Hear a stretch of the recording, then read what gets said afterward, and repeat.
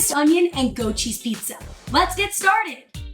First step is to make the dough. You can use store-bought dough too, and sometimes I do myself whenever I'm in a pinch. Sift high gluten flour, kind of like bread flour, or even all-purpose if that's all you have.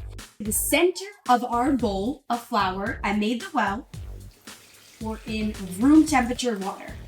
I'm gonna add in olive oil, not extra virgin olive oil because that won't work as well in the dough, dry active yeast, a little bit of sugar, and finally, we're gonna add some salt. But we're gonna add the salt along the sides of the flour and not in the center because the salt negatively interferes with the yeast and slows down fermentation. I'm gonna gradually use the fork to scrape in the flour and start making the dough.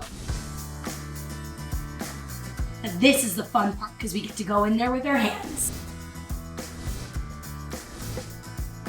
A little bit of oil just at the bottom to make sure it doesn't stick. And then I'm gonna add my dough ball and cover it with a dish towel. And this is gonna allow it to rest and rise. In the meantime, we're gonna get started on the caramelized onions. We're gonna start by cutting the onion, following the grooves.